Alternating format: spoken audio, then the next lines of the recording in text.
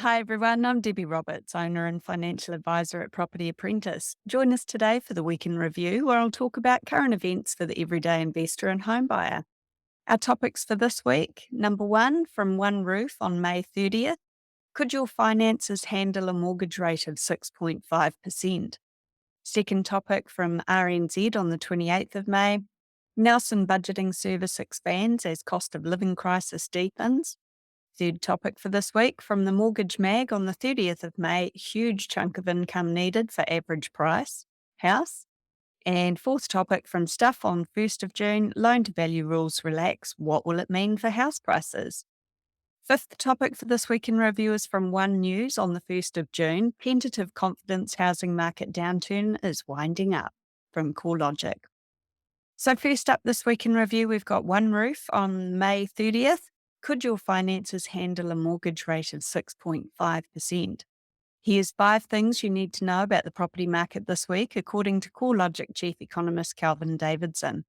Number one, most forecasters were not surprised with the 0.5% OCR hike by the RBNZ, but they were shocked with the RBNZ pondering how high the OCR needs to go. They're now expecting an earlier and higher peak of around 4% by mid-2023, which means that a standard mortgage rate of at least 6.5% at the minimum. The last time this was seen was in 2010. The RBNZ is hoping for consumers to cut spending, which might stop the OCR from rising quickly. This might not be the end of interest rate increases. People on low fixed interest rates might be looking at a steeper increase when refixing.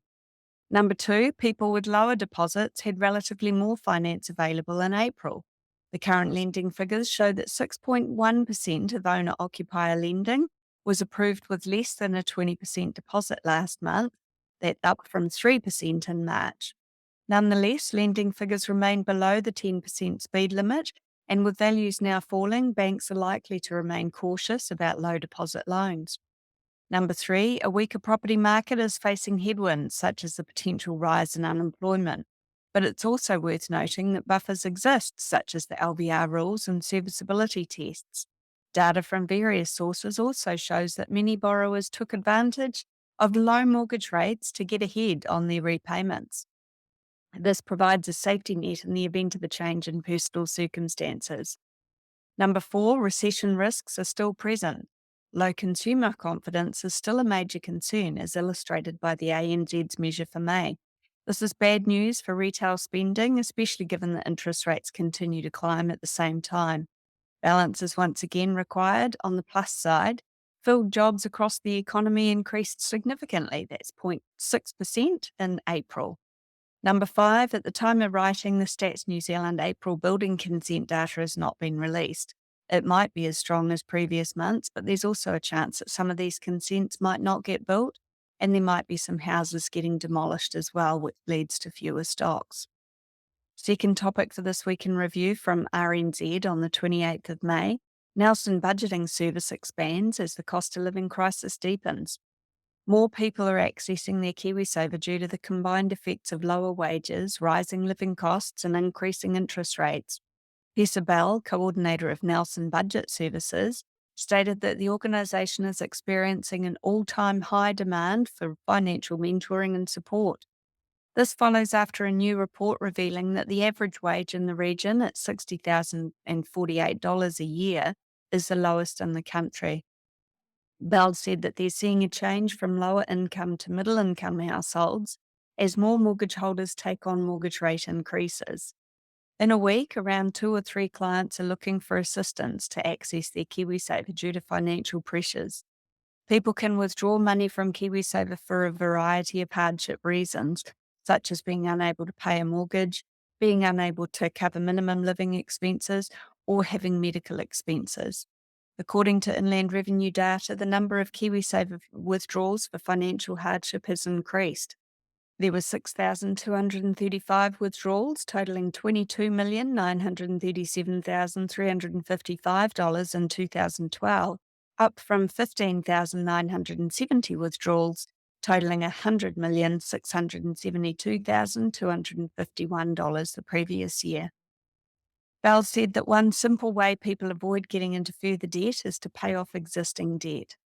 The organisation understands that Kiwisaver is primarily used for retirement and explores other options. However, they also know that a crisis in the short term needs to be addressed, and Kiwisaver is often the only source of money people can access. Bell sees an increase in the number of retirees on fixed incomes asking for help, as the cost of living and rising interest rates directly impact their quality of life. She added that for a few, KiwiSaver was the only means they could use to pay their mortgage and bills. So I would just like to add, it really is a last resort to draw down on your KiwiSaver in financial hardship. Don't forget that that is your retirement nest egg. But obviously, in some situations, you might not have any other option. If you would like to learn more about investing in property, join me at one of our free events, How to Succeed with Property Investing in 2023. I'll discuss strategies for successful investing from my perspective as a financial advisor, and these events are available live online or in person. Check out propertyapprentice.co.nz for upcoming dates and register today. We don't sell property, so it's all about increasing your knowledge to reduce your risk. If you'd like to find out more about how we can help you to reach your financial goals, you can either attend one of our free events, because I also talk about this towards the end of the session, or you can book a no obligation phone call or meeting with my husband, Paul Roberts, via the website also. Third topic for this week in review from the Mortgage Mag on 30th of May, huge chunk of income needed for an average house. An analysis from Canstar shows that in order to afford an average priced house in Auckland at $995,000 with a 20% deposit and repay the mortgage on current rates, households would need around $80,000 more than the average income. If households are unable to meet this requirement, they'll face mortgage stress or will require a much larger deposit. The definition of mortgage stress is spending 30% or more of household income in servicing a mortgage. The next most expensive geographical area in terms of avoiding mortgage stress is the Bay of Plenty. Households are selling for an average of $824,500, and the average household income slightly more than $107,000. To avoid mortgage stress, household income should be greater than $180,000.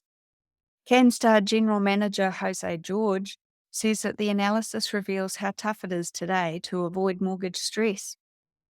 Allocating more than 30% of the household income to a mortgage creates pressure in other areas, such as not being able to afford other bills and maintain general well-being. However, George said that the good news is that interest rate hikes are at or near their peak. He explained that banks are likely going to be able to start borrowing money at cheaper rates, and this will flow on to consumers. Before the rates fall, consumers might also find that banks are more willing to offer discounts or special offers. I'd also like to add that if you're a first home buyer, you don't have to buy the average house price in a particular area.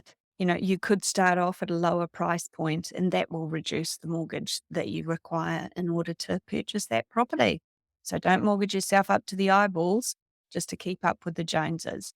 That's a stupid method to get ahead financially. Fourth topic for this week in review from Stuff on the 1st of June. Loan-to-value rules relax. What will it mean for house prices? Loan-to-value restrictions have been relaxing starting on Thursday this last week. This increases the amount of low deposit lending that banks can do. However, commentators believe that its impact on the property market will be minimal. As mentioned in previous podcasts, LVRs are a tool to strengthen the banking system by reducing the proportion of people with large mortgages relative to the value of their properties. Over time, they've been tightened and loosened notably in 2022 when they were removed and in 2021 when they were reinstated. Beginning on Thursday, which was yesterday, the amount of new lending that banks can do for borrowers with up to 20% deposit as owner-occupiers will increase from 10% to 15% of all new loans. They'll be able to lend 5% of new lending to investors with less than a 35% deposit, which is up from 40% previously. So that means that for investors, you're not going to need as big a deposit anymore. And for owner-occupiers, you have got a 50% better chance of getting a loan approved if you've got less than 20% deposit. ANZ senior economist Miles Workman said it's difficult to determine the effect of the LVR rules on the housing market. He sees many complex and time-dependent drivers in the property market, and while the LVR changes are a tweak rather than an overhaul, it may provide an easing in financial conditions. Furthermore, he mentioned that there is a risk of the official cash rate going higher, but the Reserve Bank views its monetary policy and financial stability tools separately. ANZ updated its house price forecast due to strong migration and the fact that some fixed mortgage rates were declining. Workman anticipates prices to lift on a quarterly basis in the second half of 2023. A downside they foresee is that the OCR hikes may have a more significant effect on household incomes than what the Reserve Bank and economists expect, and this may drive forced house sales. In the long term, ANZ economists see the future of investors' ability to deduct interest expenses from their rental income for tax purposes.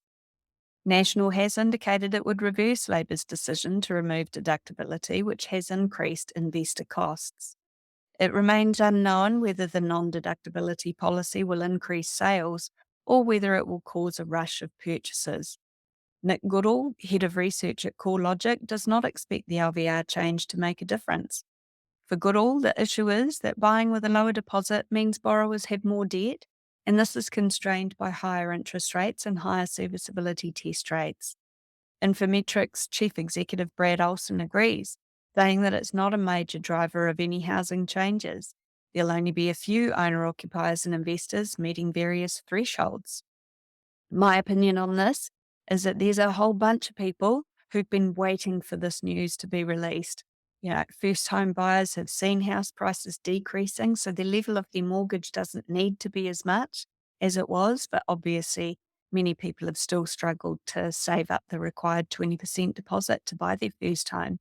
So this gives them the ability to get their foot onto the property ladder, potentially at the bottom of the market. So I think particularly for first home buyers, this is an opportunity for them to actually get into the property market. And for investors, if you've limited by deposit previously, needing a 40% deposit, 35% deposit is a lot less than you previously needed. So I think some people might be surprised by the amount of increase in the property market from this news from the Reserve Bank. I don't think it's going to jump significantly all of a sudden, but I think it will definitely increase interest in the property market. First up this week from One News on the 1st of June, tentative confident housing market downturn is winding up, according to CoreLogic.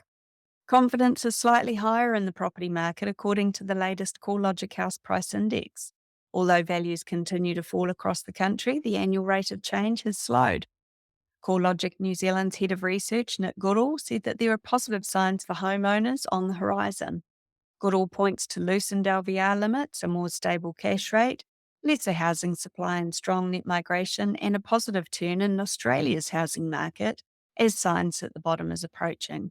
However, affordability will be challenging in the foreseeable future due to high prices and a contractionary monetary policy.